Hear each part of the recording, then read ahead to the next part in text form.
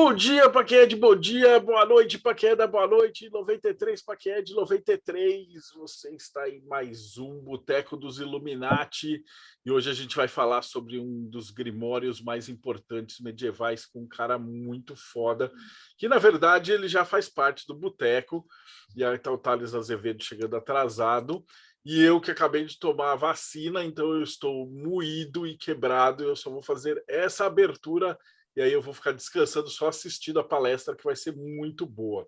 Então, apresentando os membros do Boteco, Rodrigo Elutarque. Salve, pessoal! Vamos ler livros antigos hoje e saber um pouco mais sobre isso. E diretamente do Pedra de Afiar, Paulo Jacobina. Salve, galera! Vamos aprender um pouquinho mais com o Robson, essa grande fonte de conhecimento que a gente tem aqui no grupo. Diretamente da Eclésia Babylon, Bárbara Knox. Olá, pessoal, 93. Hoje a gente vai ver que no ocultismo também tem arqueologia do saber. O Thales deu 93, ele vai abrir a câmera.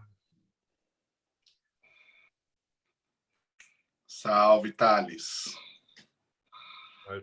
Tá igual morte súbita hoje. Tá igual morte súbita. Tá mais para Arautos do Caos aí. Tudo Da escuridão. E... cheguei. Seja bem-vindo, Thales Azevedo. Boa noite. Quero só ver qual o demônio que vai sair dessas páginas aí hoje. E diretamente do mortesúbita.net, Thiago Tamosauskas. Boa noite, galera. Tudo bom? Prazer estar aqui de novo com vocês. E hoje a gente vai falar com o Robson, né? Geralmente o nosso co-host, mas hoje é o convidado de honra. E eu separei aqui um currículozinho dele para quem não conhece, para quem está entrando no Bate-Papo Meio ainda pela primeira vez. Vamos ver quem é esse cara aí. E já adianto que ele está vivendo o ano Mirabilis dele, porque o que esse cara está produzindo é toda semana com um grimório antigo saindo de não sei aonde, traduzindo coisa de não sei como. É inacreditável a quantidade de coisa que ele está produzindo para tudo que é canto. Bom, para quem não conhece, o Robson Belli é tarólogo, praticante de artes ocultas com larga experiência em magia enoquiana e magia salomônica, principalmente. Ele é colaborador fixo do Morte Súbita, então ele faz parte do problema também. Ele colabora também para o Meir na revista, aqui como co-host, é autor de diversos livros e ele ensina de uma maneira muito prática, sabe? Ele não é muito de teorizar, de filosofar, ele é de mão na massa, sujar a mão de graxa, tinta e sangue. Boa noite, Robson, tudo bom? Boa noite para todo mundo. Hoje, diferentemente dos outros dias que eu começo com o meu Ohayô, vamos bem de português, porque hoje a coisa é ocidental. Né? Então, o que é esse Arbatel aí? É um anjo? É o anjo Arbatel? Arbatel é o nome do anjo. Rodrigo, vamos... Bom, eu já fiz a minha apresentação, quem sou eu, de onde eu vim, né? Então, se você não sabe quem sou eu, assista aí a uma live mais velhinha do Mayhem, sobre Grimórios também, o Caminho do Adepto, e vocês vão ficar sabendo um pouquinho mais da minha trajetória. Não, mas acho que é importante falar que você foi catequizado com as clavículas de Salomão. Tipo, desde pequenininho, e a gente estava lendo o Caminho Suave e você estava lendo o Grande Alberto. Então, eu comecei minha vida como praticante de magia, começou muito cedo, comecei com Xing aos 6 anos de idade, acho que não é a idade mais apropriada para esse tipo de leitura, mas meu pai não ligava muito para essas coisas. Depois já me deu logo o Dogma e Ritual da Alta Magia na mão, que saiu inclusive a versão do Rafael Arraes, que é uma das melhores, na minha opinião. E ele vai lançar um livro agora que tem o meu prefácio O Grande Arcano do Ocultismo Revelado, do Eliphas Levi, sai já com um prefácio meu. Livro maravilhoso. Quem leu a História da Magia do Eliphas Levi e criticou ele, leia esse livro, porque sua opinião sobre Levi muda bastante depois dele. Beleza? Vai sair já. A Bárbara já quer me fazer uma pergunta. Vai lá, Bárbara. Sim. É porque a pergunta que eu tenho, acho que é o ponto perfeito para você começar. Explica para gente, eu falei da arqueologia do saber, né? Qual que é a importância de ler direto das fontes e qual que é a importância da gente recuperar e manter os documentos da tradição esotérica ocidental? Por que você está se dando a esse enorme trabalho?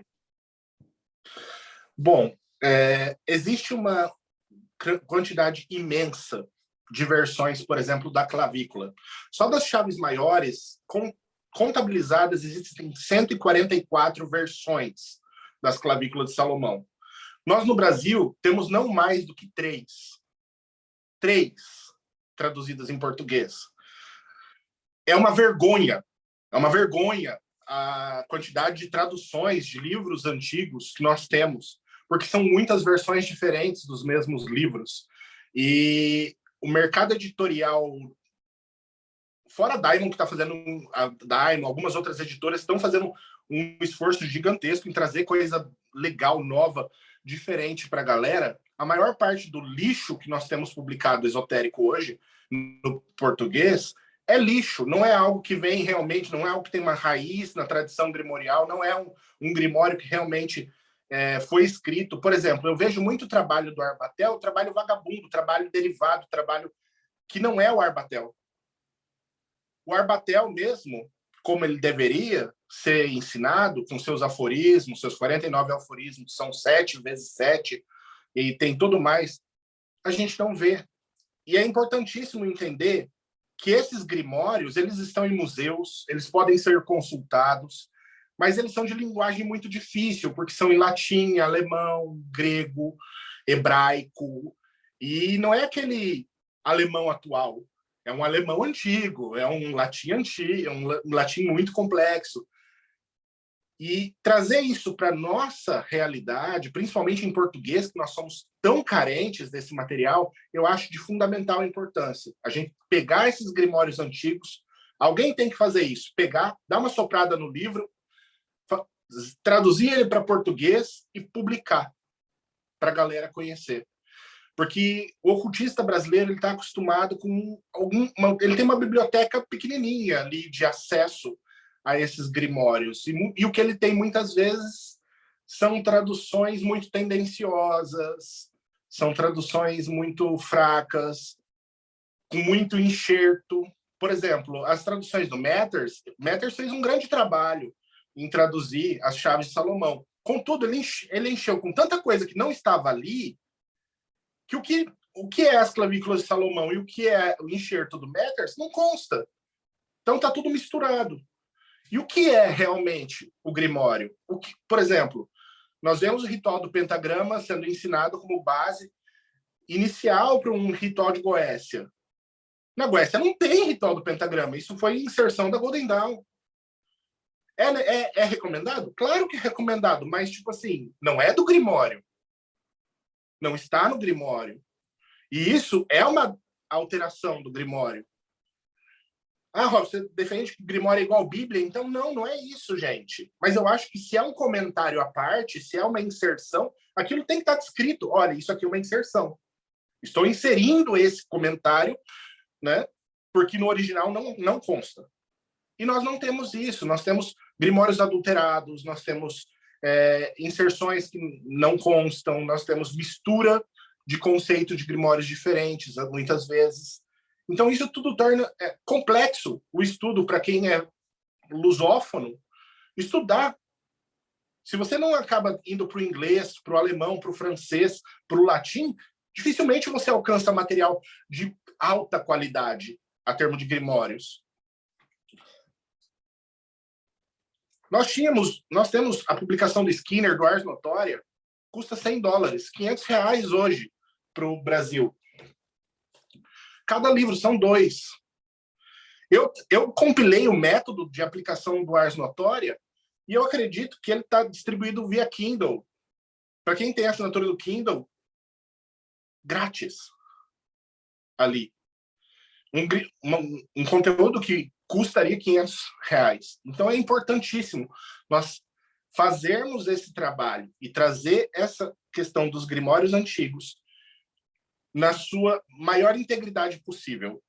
Eu não sou o melhor tradutor do mundo, eu tenho minhas falhas, muitas vezes eu peco um detalhe ou outro, então eu faço o melhor que eu posso para trazer a ideia, porque o que eu vejo hoje no ocultismo brasileiro é deprimente quando a gente fala sobre o uso das ferramentas, a gente vê muita coisa errada, a gente vê muita coisa faltosa, muita instrução errada, e isso incomoda bastante. Thales, você baixou a mão, mas você não foge de mim, não. Eu ia só comentar dentro dessa ideia que você colocou, acho que muitas vezes até, infelizmente, isso não vai ser só um fenômeno no Brasil, né? Você vai ter um fenômeno também de pegar, às vezes, um grimório muito antigo que é inacessível, que as pessoas só sabem que existe, mas não conhecem o conteúdo, para, às vezes, tentar legitimar ou justificar práticas contemporâneas. Como você falou, assim, não é errado, só que é legal, assim, cara, avisa, né? Pô, isso aqui é contemporâneo, criei hoje, pô, eu achei que funciona. Vamos fazer aqui que é novo? É legal, eu não tenho crítica com relação ao novo, muito pelo contrário, eu sou muito pró você atualizar um grimório de uma maneira prática, mas sem também passar para aquela porcaria de magia visual, onde você olha um sigilo na página de um livro e acha que está fazendo magia mental. Isso é porco, isso é nojento, isso é... Eu não tenho palavras para descrever o quão isso é medíocre a termo de prática mágica. Vai estudar, lê um pouquinho os grimórios, para com essa besteira de querer achar que magia é mental, eu vou fazer tudo na minha mente. Vai lá, faz aí que eu quero ver. Eu entro naquela questão do Padre Quevedo. Se é o filho do diabo, dobre meu dedo com essa sua magia poderosíssima. Tipo, seu poder mental extraordinário. A maior parte das pessoas não consegue formar um templo astral e acha que consegue fazer magia no astral. Então, esse tipo de coisa, sinceramente, galera, pezinho no chão. Vamos voltar para o que nós temos, para as tradições, vamos voltar um pouquinho para o que nós realmente recebemos, né? E vamos parar de fantasiar. Magia não é coisa só da mente. Entidades não são arquétipos puramente. Vai lá, Rodrigo. Só um comentário. Esses grimórios medievais, só relembrando que a gente já teve entrevistados que falou isso. Eles foram escritos para acadêmicos na Idade Média que já eram instruídos como religiosos.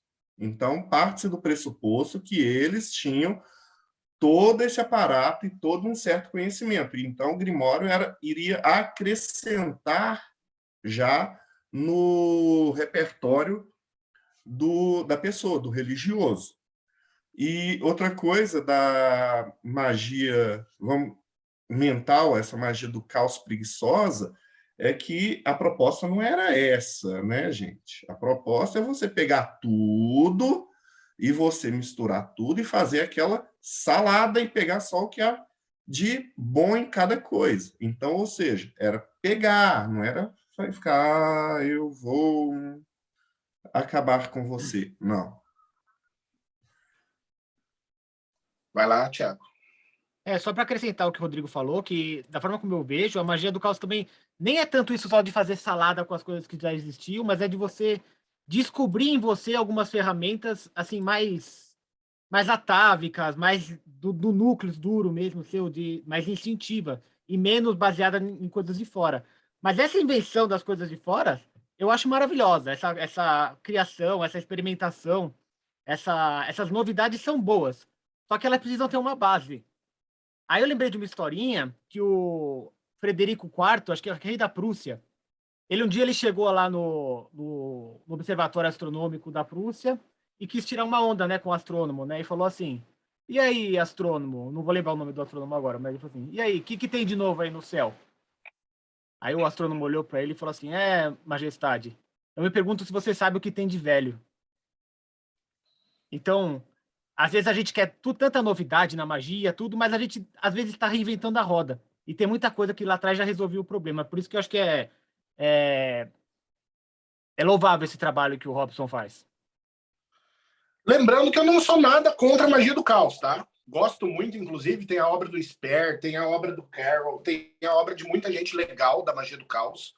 Eu super aprovo magia do caos de maneira como ela é na sua origem. O que eu não gosto é realmente dessa lambança que tem sido feita nos últimos dias a título de preguiça, a título de eu não quero comprar o selo porque é muito caro, eu não tenho espaço para fazer minha ritualística, então eu faço mental.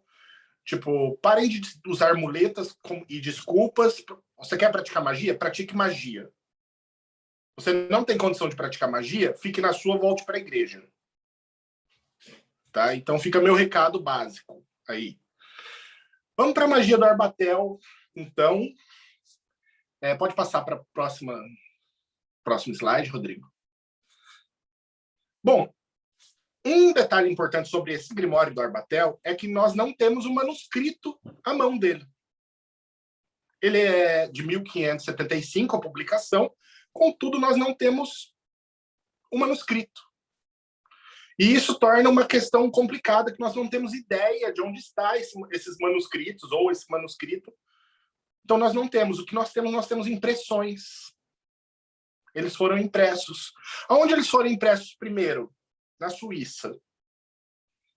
Tá? Eles foram impressos primeiramente na Suíça, e então foram distribuídos. Hoje nós temos algumas edições nas bibliotecas, como de Yale, Oxford, nós temos em Harvard, nós temos na Biblioteca do Congresso, nós temos em Leipzig, nós temos vários desses livros, das primeiras edições, hoje em bibliotecas, ok? E o que me estarrece muito com relação a esse Grimório é que ele é extremamente curto, extremamente direto ao ponto, e o quanto há mistificação sobre a prática desse Grimório, que é tão simples que chega a dar vergonha você querer criar algo mais simples do que isso, tá?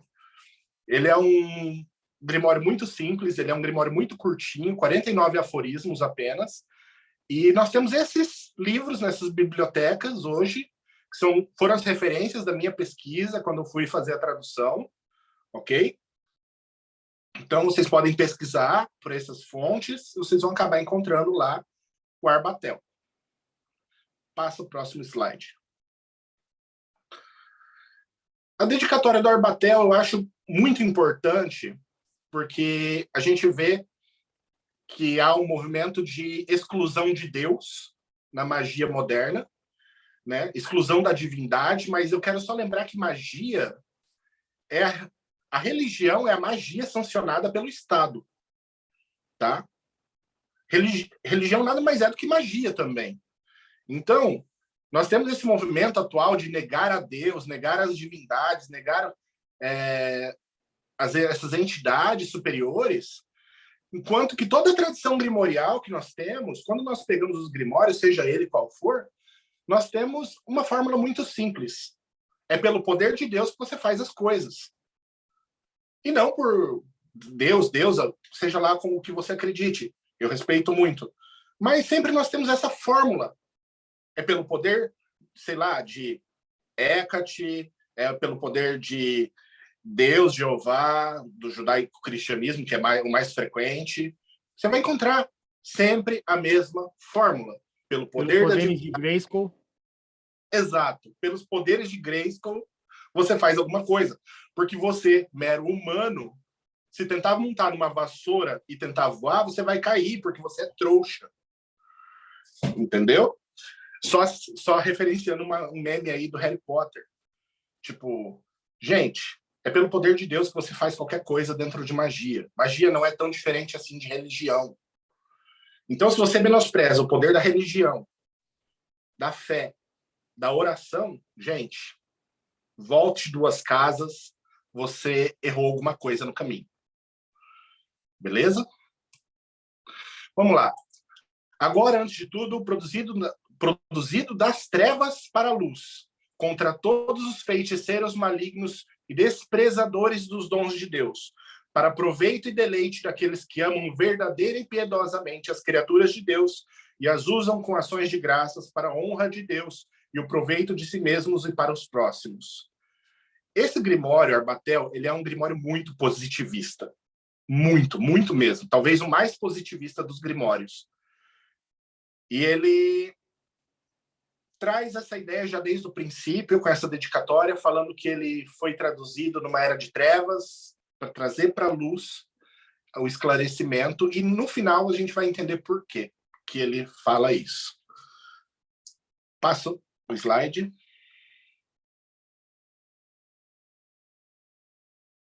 A Bárbara falou ali, né? Que é a fórmula absolutamente tudo da Idade Média, inclusive. Sim, praticamente tudo da Idade Média envolve Deus. O que nos restou? Aí Como assim o que nos restou, Robson? O Arbatel, ele é o primeiro de uma coleção de livros, onde só o primeiro existe. Nós não sabemos se não foi escrito os outros ou se eles se perderam. Não há qualquer menção disso, dos restantes. No livro, ele cita que há uma coleção de livros. Contudo, essa coleção de livros desapareceu. Só existe a primeira, que é chamado Isagog, que é a primeira parte, que é o que nós temos chamado de Arbatel. O nome do livro, então, é Arbatel? Não, Arbatel é o nome do anjo que revelou o livro. O nome do livro realmente seria Isagog. Beleza?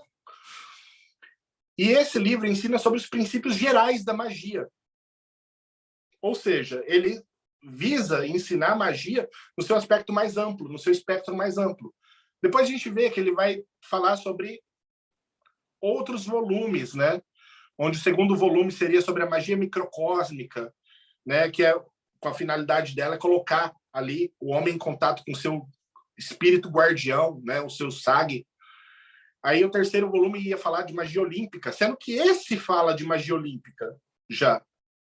Mas talvez houvesse algo a mais. Contudo, não existe. O quarto volume seria de magia de Hesíodo e Homero, magia grega, né? Então viria para magia romana ou sibilina, depois pitagórica. Magia pitagórica a gente tem muita coisa, talvez, né? Quem pretendia escrever esses outros livros ou escreveu e foram perdidos, tivesse feito uma pesquisa muito grande. Magia de Apolônio de Tiana, Ars Notória. Ars Notória, nós vamos ter alguns outros livros de Apolônio de Tiana atribuídos, né, a ele, porque não sabemos se for dele ou não, na realidade, muito provavelmente não. Mas como era comum na Idade Média se atribuir a alguém mais antigo, né, um grimório, então se acreditava a uma miticidade, dava-se um mito para aquele grimório para que ele encaixasse melhor na sociedade. O Noctemeron, né? No final do Dogma e Ritual também tem um livro do Apolônio. Sim. Aí entra o oitavo volume de magia hermética ou magia egípcia, né? E o nono volume, que seria um volume de sabedoria. Infelizmente, todos esses outros volumes se perderam. Só o que nos restou foi realmente o primeiro volume, chamado Isagog, que é o que eu estou apresentando para vocês hoje. Então, infelizmente, todo esse conhecimento maravilhoso que nós vemos ali no catálogo está em falta. Pelo menos até hoje não foi encontrada a continuação desse grimório. É uma pena. Passa o slide. Composição do grimório. Volte uma casa. Aí. O grimório é composto por 49 aforismos. O que são aforismos, Robson? Basicamente são um conjunto de pequenos textos, ok? E é o múltiplo de 7 vezes 7, e eu adoro esse número 7 nos grimórios, quando ele aparece. A Heptarquia Mística tem 49 anjos, o Grimório Velho tem 49 demônios, e a gente vai ter um montão de coisa com 49 dentro do ocultismo. Então, inclusive, o ritual enoquiano dos 50 dias tem 49 instruções. Só para deixar claro. O nome foi... O Grimório foi revelado por um anjo que supostamente saiu das águas. Como isso aconteceu é a coisa mais maluca, porque no Grimório não fala nada sobre isso. E eu li essa história por aí, e eu achei algo a se mencionar. Contudo, a fonte histórica disso carece de qualquer prova. Né? Onde que está escrito que o anjo saiu da água e revelou isso? Né? E para quem foi? Não sabemos para quem foi, não sabemos, não temos o relato disso no Grimório. Então, é especulação. Beleza? Temos a informação, mas ela provavelmente é só especulativa. Sua escrita bate com a usada no final do século XV, ou seja, Ele diz ser de 1975 e a escrita mostra que ele realmente é de 1575, o que é ótimo, porque a maior parte dos grimórios se atribui uma data mais antiga, sendo mais recente. E ele não, ele pela primeira vez, nós temos um grimório que fala a verdade. Ele fala, fui criado em 1500. E realmente foi. A maior parte dos grimórios mente a idade, né? Então, supostamente foi revelado a Jacques, eu não vou saber falar esse nome, sério mesmo, me perdoem, Jacques Gohori. Não sei como se pronuncia isso no idioma, no alemão da Suíça. Não vou saber falar. Mas há controvérsias, muitas, porque ele foi o cara que publicou. Então, se ele publicou, não necessariamente tenha sido escrito por ele, mas a culpa quem leva é ele, né? Já que apareceu primeiro na mão dele, é dele. Fala aí, Thiago. Você tem alguma informação biográfica relevante sobre esse Jacques? De onde ele Eu não o que levanto- ele acreditava? Eu sei que ele era um editor de livros na Suíça. Ele tinha uma prensa. E ele fez o livro. Inclusive, foi bem complicado encontrar essa referência dele. Mas uma busca mais detalhada pode revelar mais informações. Eu não me ative a isso, Thiago. Perdão. É um grimório de invocação de forças planetárias através do seu uso de talismãs. Tá? Vamos deixar claro que, diferentemente da Goécia, do Enoquiano, que você vai chamar o anjo para ver a presença dele ali, esse grimório, ele visa a comunicação de uma maneira muito diferente do que os outros. Ele visa você usar um amuleto e ter sonhos com essas entidades para comunicação com elas. Você vai atrair aquela força até você e sonhar com elas para se comunicar com elas. Ou seja, não é uma magia grimorial de você fazer uma evocação e fazer um pedido, seja lá do amor da sua vida, seja lá do que for que você queira pedir, mas muito diferente disso, você vai comunicar em sonho com a entidade. E aí a gente já linka com algumas outras tradições que utilizam-se, né, dessa comunicação através de sonhos. Pode passar o slide. Aqui nós temos amuletos de Arbatel. Essa é a maneira mais medieval. Nós temos umas aparências mais bonitinhas nos dias de hoje. Contudo, vocês vão perceber que alguns deles têm uma fitinha ligando um ao outro, assim. Por quê? Porque isso normalmente era feito numa chapinha de metal batido. E aí essa chapinha era recortada com essa fitinha no meio para que ele dobrasse e sobrasse uma argolinha para você poder passar. Então, era feito dessa maneira e eu acho muito interessante mencionar isso porque, ou seja, é um detalhe, mas um detalhe que eu achei relevante. Mencionar que era feito dessa forma, essas medalhas. E aí vocês vão perceber que eles não estão espelhados de um de ponta cabeça para o outro. Era uma coisa meio porca a nível medieval mesmo, eles faziam assim. Fala e isso. pronto. Fica de lado, né? Aí você põe ele vai ficar de lado, uma coisa bem esquisita. Mas era feito assim antigamente e ninguém ligava para isso, né? Não era uma época tão Nutella quanto a que vivemos. Até porque era para você usar, não era para mostrar para as outras pessoas, né? Exato, Paulo. Exato. Então, aí está a versão mais antiga que eu encontrei dos amuletos, tá? O Bruno fez uma pergunta. Essa comunicação implica na necessidade do magista dominar técnicas de projeção astral semelhantes, Robson? Ou seria algo dispensável? Completamente dispensável. Você usa o amuleto, vai dormir e você vai sonhar com o bicho. Beleza? Esse grimório, gente, ele é extremo do simplista. Ele é extremamente do simplista. Você vai fazer a conjuração, vai pôr o amuleto, fazer a conjuração, fazer o que você tem que fazer, até mesmo um pedido para o ar. Não usa círculo mágico, não usa altar, não tem nada disso, não tem varinha mágica, não tem nada dessas coisas. Você vai usar o amuleto, fazer a oraçãozinha ali que está no livro, vestir o amuleto e você está invocando para dentro de si aquela força planetária, aquele aspecto da energia planetária. E com isso você vai dormir e ter contato com essa entidade. Em resumão, assim, o que o Arbatel faz é isso. Não precisa de círculo, não precisa de altar, não precisa de porcaria nenhuma. Não precisa de bola de cristal para ver o bicho na bolinha. Não, nada disso. Nada disso, galera. O Arbatel não ensina isso. Se alguém está ensinando o Arbatel dessa maneira, creia, está indo pelo caminho errado. Beleza? Tiago? A confecção desses amuletos, ela tem algum procedimento específico? Ou eles podiam pegar e pedir para alguém fazer para eles? Para o Durso fazer? Não é descrito nada no Grimório a respeito da confecção.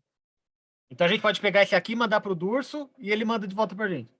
Ele manda de volta para vocês fazem a purificação e consagração como desejam, né?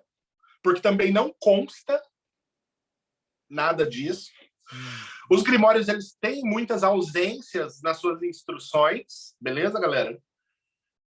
Até porque se presumia que você entendia um básico de religião e de algumas práticas ali, de como purificar, consagrar um objeto. Pode passar dos amuletos. Regências. Gente, o que é isso, né? Calma. O Arbatel, ele diz que existem eras, qual cada uma das entidades rege aquele período. Nós vamos ver ali uma listinha do tempo, né? Nós vamos ver que de 60 a.C. a 430 foi Betor. Depois a gente vai ter de 430 a 920 Paleg. Nós vamos ter de 921 a 1410 Ok. Aí a gente vai vir de 1411 a 1900 Hadith. E Hadith é bem interessante o nome, né? Lembra algumas coisas aí. Aí a gente está na época de Opiel, de 1901 até 2390. E o Arbatel, ele diz que a regência desses espíritos olímpicos... Meu áudio cortou? Não. Ok. A regência desses espíritos olímpicos dura esse período de mais ou menos 490 anos. E eles têm essa duração. E eles têm províncias, né, ali dentro disso, no qual eles têm espíritos servidores que servem a eles. O que nós chamaríamos na magia de familiares, né?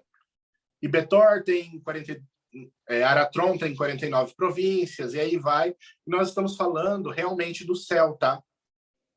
Nós estamos falando realmente de astrologia aqui.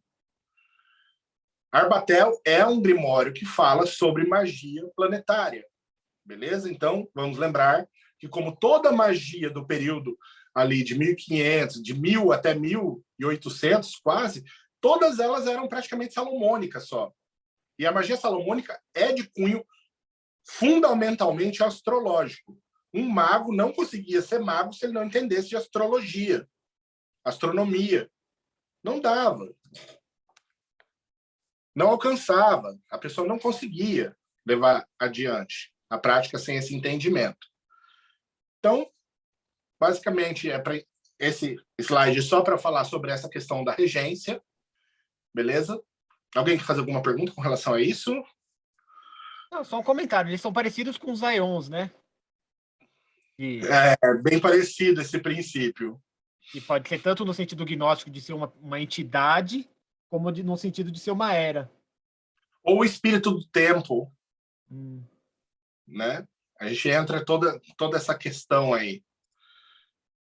Pode passar o slide. Segredos maiores. A gente entra agora em 3 níveis de conhecimento que o Arbatel propõe ao seu usuário. E são 3 de 7. 7 segredos maiores, 7 segredos intermediários, 7 segredos menores. 7, 7, 7. Número também bem pouco representativo para magia, né?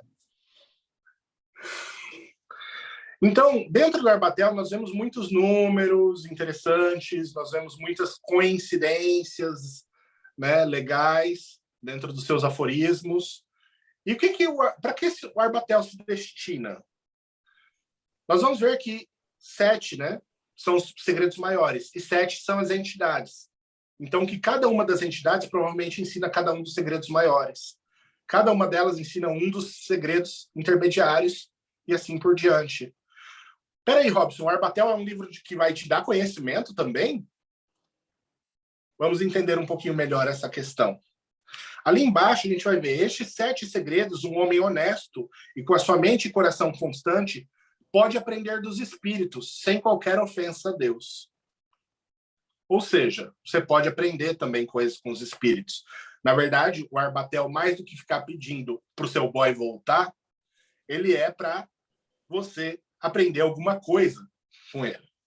Beleza? Desde que seja homem honesto, né? Isso fica bem em falta nos dias de hoje, às vezes. Vamos lá. A primeira coisa é a cura de todas as doenças, no espaço de 7 dias, seja pelo sigilo, seja pelas coisas naturais ou pelos espíritos superiores. Ou seja, uma das finalidades é a cura. Saber como curar doenças.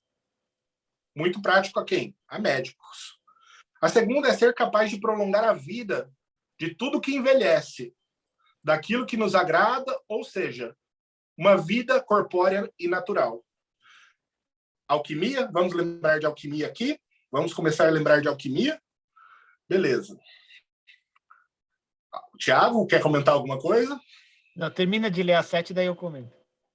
Beleza. A terceira é ter obediência das criaturas e dos elementos, que estão na forma dos espíritos pessoais também, como gnomos, fadas, ninfas, dríades e espíritos dos bosques. Crowley aprovava muito a brincadeira com esses tipos de seres. O quarto é ser capaz de dialogar com conhecimento e entendimento de todas as coisas visíveis e invisíveis e entender o poder de cada coisa a que a ela pertence. O xamã, talvez, né? Entender o poder das ervas, das pedras. O quinto é do homem seja capaz de governar a si mesmo de acordo com a finalidade que Deus determinou para ele, a verdadeira vontade. O sexto é conhecer a Deus e Cristo e seu Espírito Santo. Essa é a perfeição do microcosmo. Lembrando que o sexto também remete à ideia de conhece a ti mesmo, conhecerá os deuses, né? E as estrelas. O sétimo é ser regenerado como Enoque. E, ai, cadê você, Ulisses? O rei do mundo inferior. Essa afirmação final, eu desconfio que há algum erro ali. Mas, tudo bem. Enoque, rei do mundo inferior? Mas é aquilo, não estou aqui para julgar o livro. Estava assim no original, vai ficar assim. É porque foi escrito por um anjo, então o Enoque é de baixo, entendeu? Ah. Para ele, a gente está embaixo.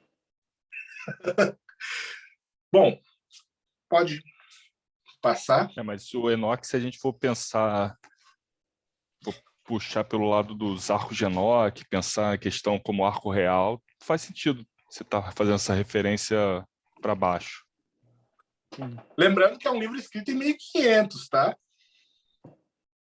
Ter todas essas referências num livrinho tão pequeno é algo surpreendente, realmente.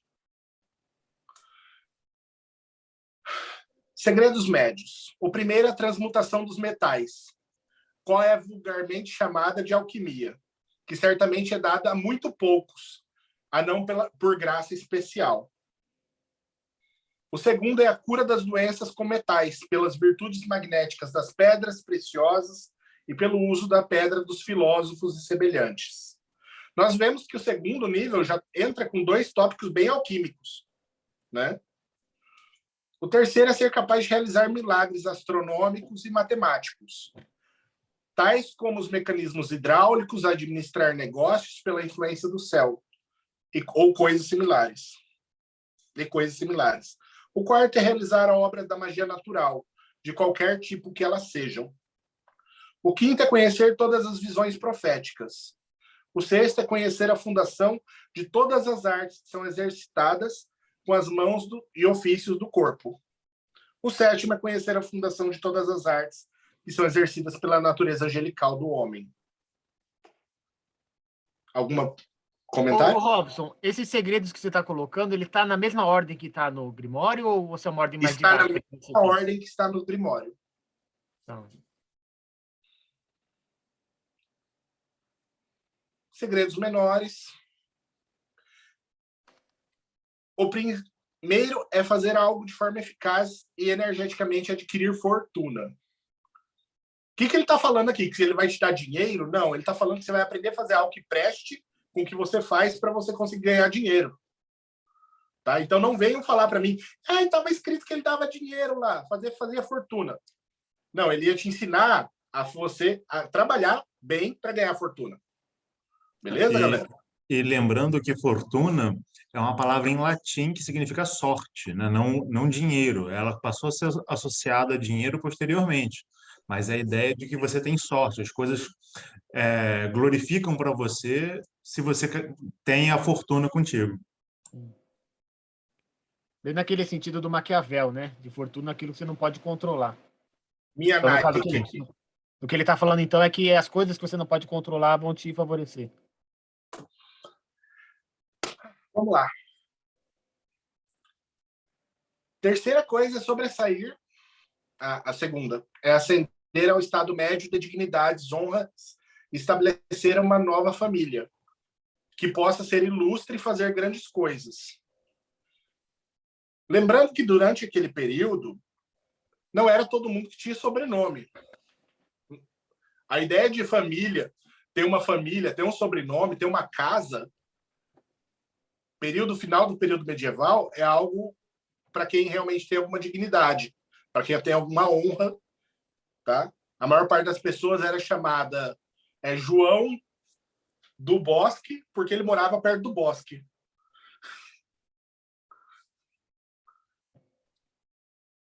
A terceira coisa é sobressair em questões militares e alegremente alcançar grandes coisas e ser chefe do comando dos reis e príncipes. É se tornar influente, basicamente. O quarto é ser um bom amo de um lar, tanto no interior quanto na cidade. Tanto no interior quanto na cidade.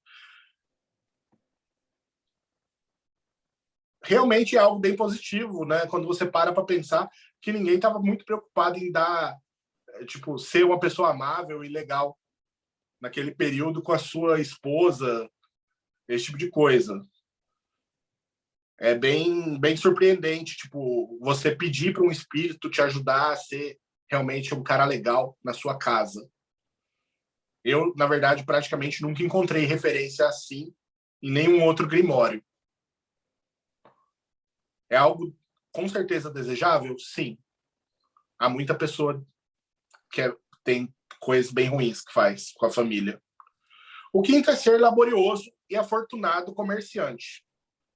Perceba que aqui é o que mais se aproxima realmente da ideia de ter grana. E ele fala sobre ser laborioso, ou seja, ser trabalhador. Arbatel não dá a ideia, em nenhum momento, de te dar dinheiro fácil. Ele te dá a ideia de você conseguir conquistar pelo seu esforço. O sexto é ser filósofo, matemático, físico, de acordo com Aristóteles, Platão, Ptolomeu, Euclides, Hipócrates e Galeno. Ser um bom teólogo, estudioso bíblico e escolástico, educado em todos os escritos de teologia antiga e moderna. Então, esses são os propósitos desse grimório. Vamos lá, fala aí, Tiago. Ou não, Paulo. 2 comentários, na verdade. O primeiro comentário a respeito do ponto 4 né, que é ser um bom amo do lar, faz muito sentido quando ele fala depois de acordo com Aristóteles. Porque dentro da filosofia de Aristóteles, a gente vai encontrar que ele separa a ação do homem em 3 níveis. Você tem a política, que é entre iguais, você tem a ética, que é como você rege a si mesmo, e você tem a oikonomia, que é como você administra a sua casa, né? Tudo bem que Aristóteles era um machistão, não vamos entrar nesse detalhe aqui, porque não é o assunto. Mas ele trata dessa questão de você ter essa harmonia no lar. E você começa a denotar um pensamento aristotélico dentro do Grimório, que é bem interessante, porque a gente tem, normalmente, dentro do pensamento medieval europeu, o pensamento platônico, que ele já não entra tanto nesse contato com a administração da casa. E o segundo ponto, que é em relação ao ponto, o quinto, é a ideia de ser laborioso, que a gente associa muito a ideia de trabalho, mas é um trabalho diferente, porque o labor vem de uma palavra em latim que significa do suor do corpo.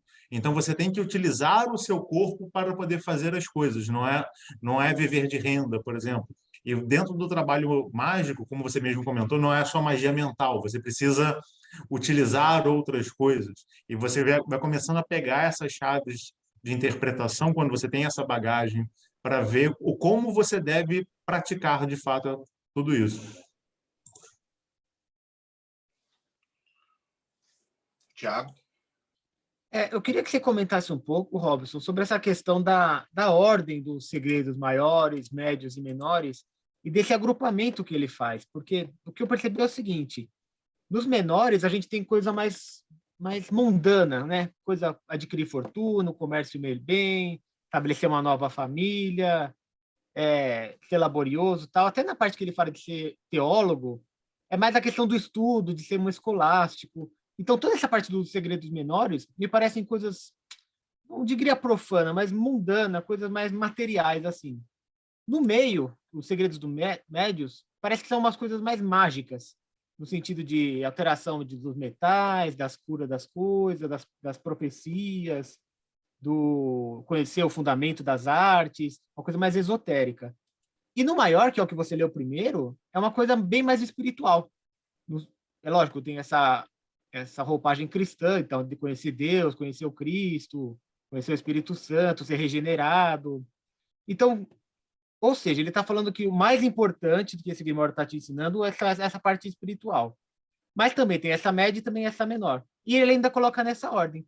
E aí eu me lembrei daquela palestra que você deu sobre as clavículas de Salomão, de que o seu pai te ensinou que a ordem das clavículas estavam trocadas, e que primeiro você tem que começar pelo ars notória, que é a questão da oração tal, para lá no final você incluir a questão da goétia.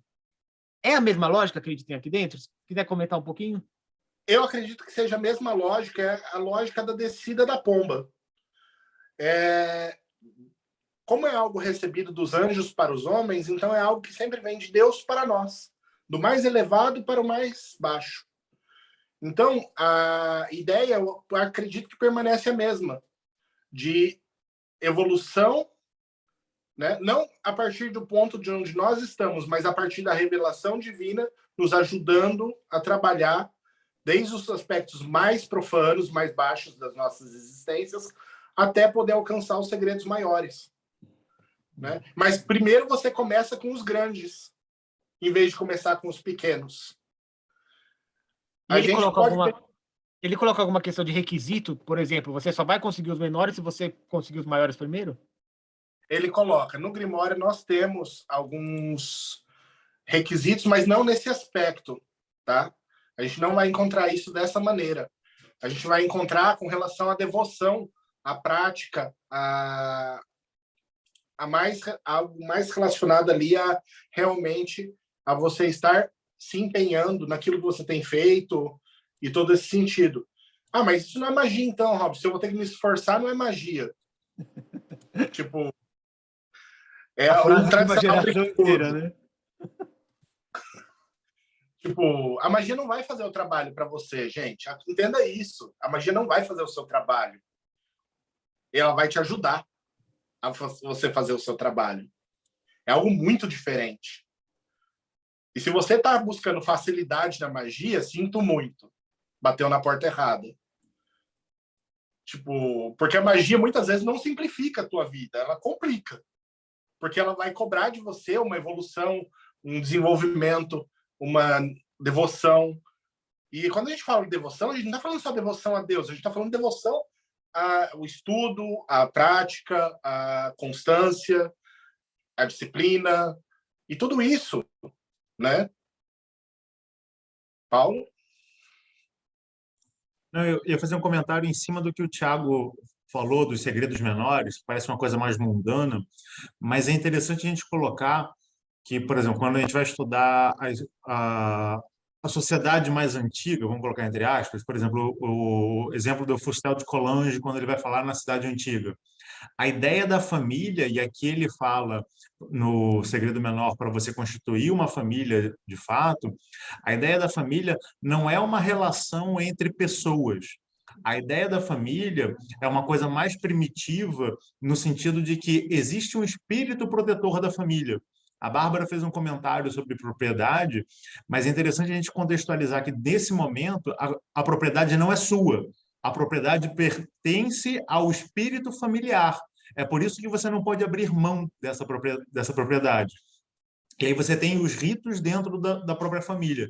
A família, quando ela é constituída e ela passa a ter nome, ela passa a ter propriedade, ela passa a ter uma série de coisas, ela adota dentro de si uma religião, vamos botar entre aspas, uma religião própria, que é o culto aos seus antepassados. E esse espírito, que é a sua família, ele vai ter o espírito dos seus antepassados, daqueles que fazem parte no momento, e toda a propriedade. É por isso que você não pode perder 2 centímetros de terra para o seu vizinho. Porque se você perde 2 centímetros de terra para o seu vizinho, você, na verdade, está diminuindo o espírito da sua família e está crescendo o espírito de outra família também. Então, esses segredos menores, eu vejo dessa forma também, por mais que a gente perceba de uma forma mais mundana, me parece também que essa conexão com esse espírito familiar que era típico daquela época. E vamos comentar também que mesmo os segredos menores sendo mais mundanos, eles são mundanos ótimos, né? Porque, afinal, a pessoa se desenvolver como um teólogo escolástico, como um filósofo, matemático e físico, porra, só isso, se a gente fosse colocar só isso, já seria, tipo assim, muito, muito. Talvez a palavra mundano não seja mais adequada, talvez eles sejam segredos humanos e os outros mais espirituais, alguma outra coisa assim. Então, assim, quando a gente olha e para pensar, qual é o poder de um filósofo? O Paulo Jacobina está aí para nos falar sobre filosofia prática, nos mostrar o quanto a filosofia pode ser transformadora. Nos segredos intermediários, a gente fala de alquimia, e está aí o Tiago para nos falar do quanto a alquimia pode ser poderosa e transformadora na vida de uma pessoa. Né? Aí a gente entra na questão da magia, colocando a magia lá em cima, na questão espiritual. Mas, gente, todos esses 3 caminhos são caminhos ótimos para a transformação dos homens. Depende de como você trilha cada um deles, eles se conectam. Não há nada isolado aqui. Todos eles conversam entre si. Dificilmente um cara vai ser um bom alquimista ou mago se ele não parar para pensar no que ele está fazendo. Se ele não tiver um quê de filósofo. Dificilmente ele vai ser alguma coisa na magia se ele não for um astrônomo ou um astrólogo. Tudo meio que acaba conversando ali. É o que nós vemos no hermetismo, né? A gente vê o hermetismo, eu vejo como essa comunicação entre essas áreas, essas diferentes áreas do conhecimento humano. E tudo isso eu acredito que realmente conversa de uma maneira muito interessante. E esse Grimório nos traz essa ideia. E aqui entra, eu não posso pedir nada para esses espíritos, eles não vão me dar nada. Como é que é isso? Né? Tipo, o pessoal já desanima, né? Não vai ganhar nada do espírito, o pessoal gosta de pedir esmola, né? Não, os espíritos concedem algumas bênçãos, sim. E, inclusive, no livro que está publicado fala sobre isso em alguns aforismos, especificamente, de maneira bem clara. Por que eu não trouxe isso para a palestra de hoje? Porque essa palestra é para mostrar o que o Grimório tem de oferecer de melhor, que é o desenvolvimento humano. Você quer conhecer? Pega lá o livro, leia o livro. Quer descobrir o que você pode ganhar do espírito, esmolando para ele alguma coisa? Está lá. Leia o livro. É curtinho, galera, não vai matar. Então, Robson, então você não colocou aqui, não coloquei porque isso aqui não é um Pokédex de espíritos olímpicos, de tipo, Ok faz isso, elemento, terra, não sei o que lá, velhinha tal cor. Não. Não é uma Pokédex. Beleza? Não foi o propósito dessa palestra, demonstrar esse tipo de coisa. Então, eu acredito que isso encerre bastante a proposta do Grimório. E vamos para o último slide agora. Peraí, tem mais uma perguntinha. Vai lá. Você comentou que nessa época a maior parte da magia ocidental era salomônica mesmo. Uhum. Para quem quer estudar magia salomônica com você, como é que a pessoa faz? Porque a gente conhece que tem o grupo enoquiano e já tem o Lincton, já é mais famoso. E na magia salomônica, tem o mesmo esquema? Como é que é? Nós temos um link, que eu não sei se está ativo ainda ou não, que é o lemegeton.com.br. É um projeto meu que está um pouco encostado, porque eu estou dando mais atenção nesse momento ao pessoal da magia enoquiana. Beleza? Tá. Mas acabei de ver. Pode acessar por lá. Entra em contato comigo, eu dou acesso ao grupo. O grupo é gratuito também. Lá a gente discute sobre um montão de coisa. Quem participa desse grupo do Lemegeton sabe que lá roda de tudo. A gente não fica preso ao Lemegeton. A gente ali fala de tudo que der para falar sobre magia de maneira mais aberta. E pode estar procurando lá. Ainda não há nenhuma mentoria, nenhum curso nesse sentido, mas em breve a Daimon vai estar lançando aí esse Arbatel meu em português, num financiamento coletivo. Aguardem, virá esse livro para vocês de maneira física. O pessoal fica me cobrando, Robson, põe ele de maneira física para vender na Amazon. Não, na Amazon não. Vai sair pela Daimon, beleza? Conclusão. A conclusão, galera, ela é basicamente o pedaço do livro que fala sobre a comunicação com essas entidades. A outra forma mais comum pela qual os segredos podem ser revelados a você, mesmo sem ter o conhecimento. Ou seja, mesmo que você não lembre dos sonhos que você vai ter, né, eles serão revelados a você. Vindos de Deus ou dos espíritos, que é através dos sonhos e através das poderosas imagens ou impressões mentais ou das tuas constelações de nascença. Através das inteligências celestiais, da mesma forma surgem os heróis. Bem como as pessoas mais sábias do mundo. Aí ele cita vários filósofos, no final fala de Hermes Trismegistus, o pai dos segredos, juntamente com... Aí ele cita mais dois, eu não sei porque ele não colocou junto, mas tudo bem. E eles tinham dentro de si todos os poderes desses segredos.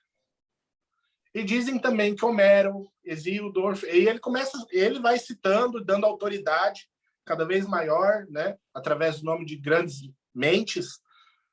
Ele fala que todos eles conheciam esses segredos de uma certa maneira, que é através dos sonhos, através do seu pensamento, através de impressões mentais, né? Que é como isso vai se manifestar para você. É de um princípio geral que cada um possa identificar o seu espírito guardião. Aí eu coloco SAG, é uma abreviação, é uma colocação minha, e que ele o obedeça como se fosse a palavra de Deus. E ele deve acautelar-se das armadilhas do espírito do mal, e que ele evite as calamidades de Brutus e Marco Antônio. A terceira forma de trabalho é, pois, sem a vontade divina, pois sem a terceira forma de trabalho, pois sem a vontade divina nada é grandioso ou maravilha pode ser alcançada, como diz o verso. Nada tu podes dizer ou fazer se não for a vontade de Minerva. Isso está no Grimório, tá? Lembrando que é um Grimório judaico-cristão, cita Minerva ali como deusa, mas então entendam o seguinte: no final ele repreende ali os Kakomagi, né, como ele chama, os magos malignos. Nós abominamos todos os Kakomagi que, com superstições proibidas, associam-se com demônios. E embora eles alcancem determinadas coisas permitidas por Deus, em troca eles sofrem punição dos demônios. E assim o diabo também faz com que as coisas más aconteçam, como testificam as escrituras sobre Judas. Aqui são referidas toda a idolomania dos tempos antigos da nossa era e o abuso da divinação, que foi tão comum entre os pagãos. Aqui também estão relacionadas as obras dos mortos carônticas, pertencente ao submundo, como o trabalho de Saul com a mulher, a profecia de Lucan, do soldado morto, enquanto ao resultado da batalha na Farsália e coisas similares. Ele adverte muitas vezes no Grimório sobre a magia maligna. Ele é muito contra o Grimório, ele deixa bem claro que se for para você se conectar com alguma coisa, que seja com algo bom, né? E ele repreende bastante o uso desse tipo de prática demoníaca, né? Ele fala que quem se conecta a demônios acaba pagando por isso. No final, esse livro ele se apresenta de uma maneira muito simples, com práticas muito simples, que se resumem em, como disse no começo, fazer um amuleto, purificá-lo, consagrá-lo, fazer uma conjuração, fazer o seu pedido com ele no seu pescoço, não em um altar, não em outra situação, no pescoço, galera. É um amuleto. Amuleto. Tá? Então, por favor, se você quer que o amuleto funcione, eles têm que estar no seu lindo corpo. Não pode estar em outro lugar. Beleza? Obrigado, né? A gente tinha previsão de mais ou menos 1 hora de palestra, eu acho que a gente cumpriu. Agora fica aberto se alguém quiser fazer alguma pergunta para a gente já ir também para as nossas considerações.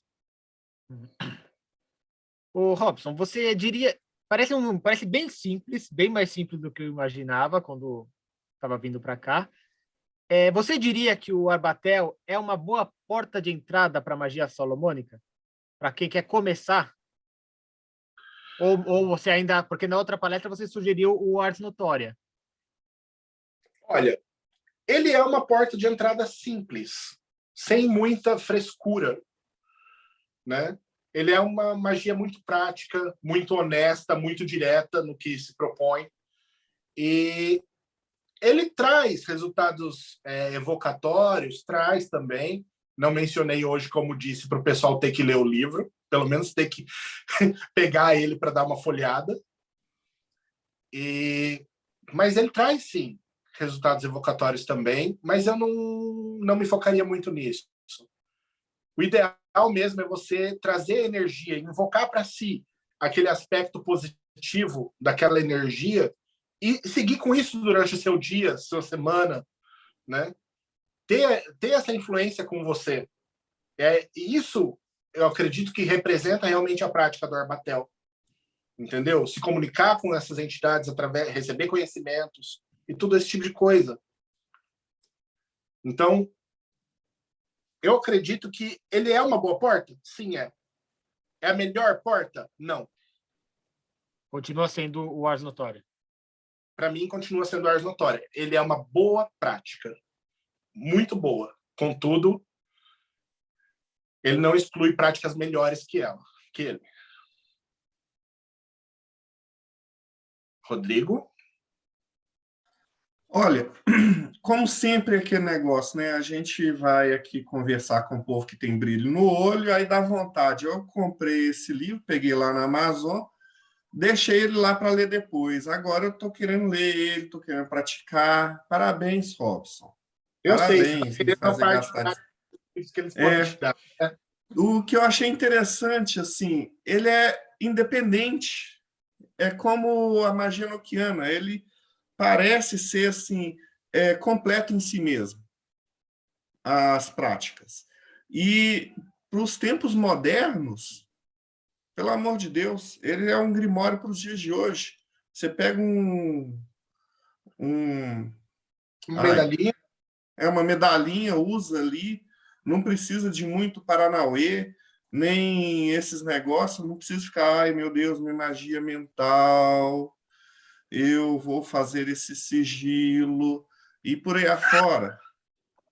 Entendeu? Assim, é muito bom, recomendo. Passo a recomendar. Nem li ainda, mas estou recomendando.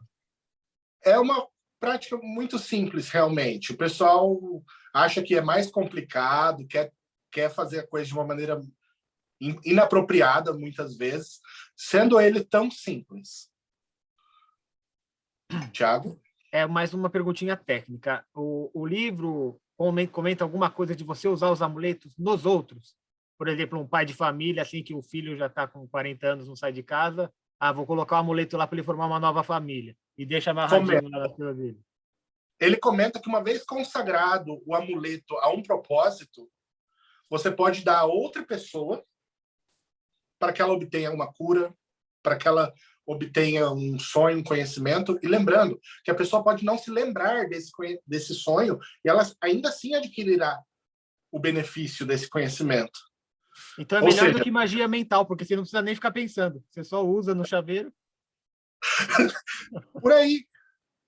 Coisa muito simples. Rodrigo, de novo? Como mencionado por você, o mínimo de conhecimento de astrologia, né? O mínimo de conhecimento de consagrações, etc., é necessário, né? Porque, afinal de contas, na Idade Média, a gente estava tratando de gente letrada que possivelmente fazia isso nas igrejas que estavam lá rezando.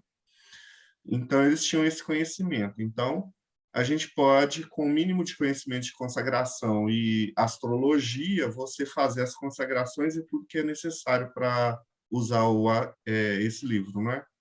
Barbatel. Sim.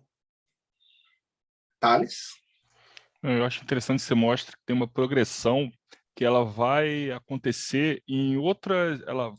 Ela vai surgir, ela vai reaparecer em diversas outras estruturas, né? Seja na Igreja Católica, né, pré-Vaticano II, que você vai ter lá as ordens menores, até você poder chegar às ordens maiores, seja na Sociedade Justo-Cristiana lá do século XIX, né, que aí você vai ter todo aquele trabalho que você vai avançar de zelator, teóricos, práticos, filósofos, até poder se tornar um adepto. Então, na verdade, você tem todo um caminho que ele acaba sendo ressignificado, ou reescrito, ou retransmitido nas diferentes formas, e isso fica muito claro num Grimório que, como o Rodrigo colocou, ele é muito...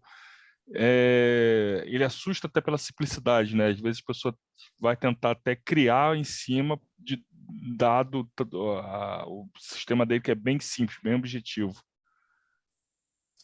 Sim, pelo fato dele ser extremamente objetivo, sucinto até em muitos aspectos, ele cria uma estranheza com relação ao que nós estamos acostumados como magia, algo mais complicado, mais hermético, mais difícil de ser compreendido, enquanto ele fala de maneira muito mais objetiva, direta, dando preceitos, você precisa desses preceitos aqui para a sua vida, você precisa fazer isso, isso, isso. A ritualística é essa, ele dá a ritualística no aforismo 21, então quem que pegou meu livro e já quiser ir direto para a prática, tá lá, já faz o amuleto e já vai para o aforismo 21, que ele já ensina como faz o ritual. Então, gente, ele é muito, muito sucinto, muito direto ao assunto, e ele não fica perdendo o seu tempo. São 70 páginas, gente. 70 páginas. Se eu sentar para ler, eu leio 70 páginas. Eu não sei vocês, mas um café vai 70 páginas. Paulo? Essa questão da simplicidade, né, pelo menos eu acho incrível, porque eu aprendi desde pequeno que você conseguir condensar tanta coisa em algo tão pequeno, você tem que ser de uma genialidade incrível. Porque você vai encontrar muita gente aí que vai escrever sobre um aforismo 1000 páginas, pelo menos, e não vai ter a profundidade que você vai encontrar numa coisa tão pequena assim e tão robusta, né? Porque vai ter uma série de camadas de coisas que você vai conseguir abordar naquela coisa que parece simples. E é interessante a gente colocar isso para quem está nos acompanhando, porque às vezes a gente tem um certo desdém para coisas que são, um livro pequenininho, isso é muito simples, isso eu já vi em outro lugar. Não, dá uma olhada nessas coisas também, que é fundamental você estudar essas coisas que parecem simples. Às vezes elas parecem simples porque ela tem uma linguagem que fala direto com a sua alma, então você tem essa facilidade e você não percebe que ela é simples, e você não acaba correndo o risco de julgar que é algo que é simples porque é ruim. Não, ele é simples porque ele é profundo também. Então ele fala direto com você. Ótimo tema, ótima apresentação. Mais alguma consideração? Tiago, você está mutado, amigo. Bom, já que Você... estamos nas considerações finais, também agradecer o Robson pela tradução do trabalho que ele fez e por apresentar ali para gente. E a dica de hoje é entrar no mortesubita.net e procurar Robson Belli, porque esse cara já tem mais de 27 textos publicados no Morte Súbita. Então vai lá que vocês vão ver bastante Estamos coisa. começando. Fora o que está na fila de publicação, né? Nas Bom, considerações finais, vou aproveitar aqui agora. Entrem no catarse.me/TDC, tá? Vocês vão fazer parte do Projeto Mayhem, onde vocês vão ter acesso à revista de hermetismo, tá? Nessa revista, vocês vão conhecer pessoas legais aqui que escrevem textos interessantes.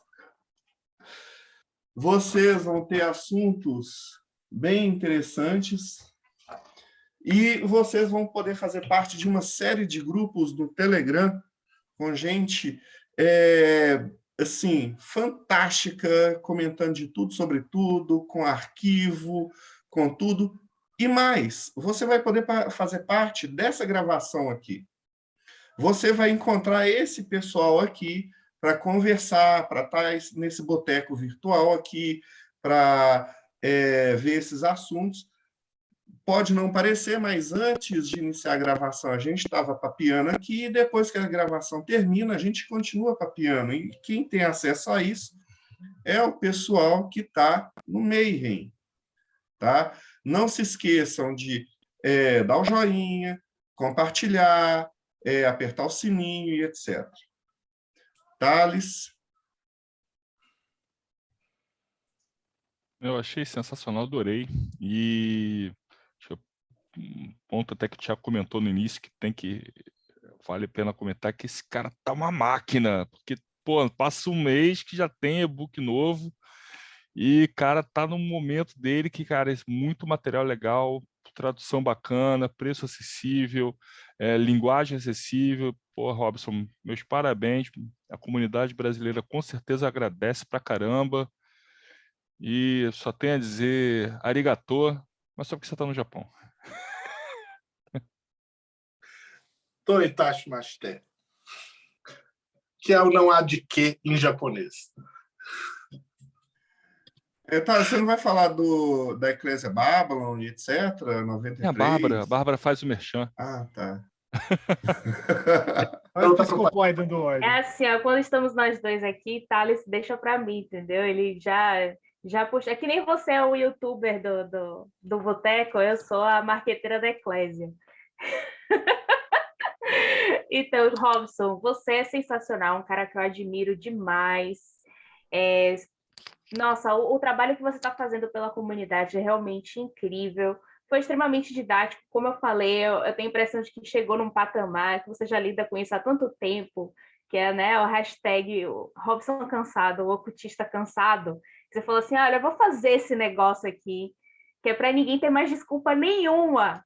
E aí você está fazendo, tipo, a fundação, e realmente Você colocou o feijão com arroz no prato, não come quem não quiser comer, né? Mas, tipo, não tem mais desculpa.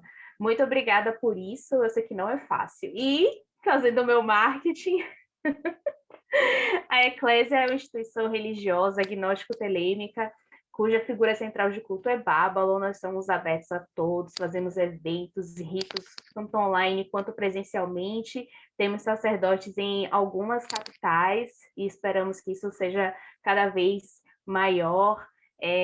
Então, se você tem interesse na comunidade telêmica diferente da maioria das ordens e que é muito aberta, muito leve, vem com a gente, porque lá é bem interessante, bem bacana e muito profundo. Paulo Jacobina e a Pedra de Afiar? Antes de falar da pedra, agradecer ao Robson mais uma vez pela brilhante palestra, né? Eu acho que ele produz tanto porque ele está no futuro, né? Então a gente começa a entrar em contato com o material dele. Mas como o próprio Robson falou, a ideia da filosofia é fundamental para você se conhecer, né? Tudo, a gente vai intercalar tudo isso. E dentro do Pedra de Afiar, a gente tem uma série de vídeos lá no YouTube que vão ajudar você a refletir sobre como você se coloca no mundo, mas principalmente como você se coloca dentro de si. Dá uma olhada lá, se inscreve no canal e deixe seu comentário nos vídeos que você gostar. Antes de passar a palavra final aqui para as considerações do Robson, tem uma pergunta do Antônio Zuliani para o Marcelo. Vai rolar financiamento das medalhas desse Arbatel? É uma ideia, hein? É uma ideia. A gente já provou que dá para fazer a medalha. Boa. Onde que eu pago, Marcelo, para fazer parte do financiamento? O Arbatel já está em diagramação, né? A gente só não sabe se vai entrar nesse financiamento agora ou no próximo, mas já é um fato. Então, beleza. Eu queria agradecer o Robson. Hoje eu fiquei quietinho aqui, só olhando que eu tomei a terceira dose da Janssen e acordei moído. Tem uma medalhinha para isso, Marcelo. Agora eu estava olhando, falei, olha, medalhinha para isso, cara. Mas você viu, você já pode ficar orgulhoso da gente, que a gente não desorganizou tudo, deu certo. Ficaram perfeitos, cara. Já vou me aposentar. Eu queria anunciar que eu tô indo embora a partir do próximo. Bom, gente, foi maravilhoso. Robson Belli, considerações Eu agradeço finais. a oportunidade de ter feito essa palestra aqui para o pessoal. Realmente, eu sou um ocultista cansado de ver porcaria.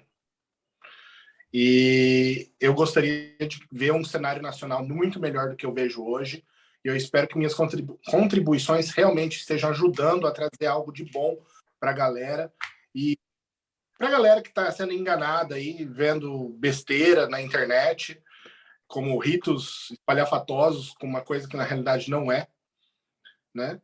Então, comecem a entender e comecem a buscar o conteúdo na fonte. Vai praticar com espíritos olímpicos? Pega o Grimório, dá uma folhada pelo menos. Ajuda bastante, galera. Fechou. Então vou me despedir, então. Se você que acompanhou a gente nesse episódio para compensar hoje. Deixa eu só avisar, né? Todos aqui que estão presentes já estão com palestras de Coringa, né? Porque a gente, na verdade, entrevistar uma convidada que ela pediu para ser entrevistada de tarde. Vocês não perdem por esperar, que vai ser sensacional, né? Sábado a gente vai ter 2 gravações. E muito agradecido, Bárbara, Thales, Rodrigo, Paulo, Robson, Thiago, galera que tá por aí, vocês são muito foda, cara. Eu não sei nem como é que eu começo a agradecer ter amigos como vocês. E para quem acompanhou a gente hoje, então não esquece, segue o canal, aperta o sininho e a gente se vê aí no próximo Bate-Papo Mayhem.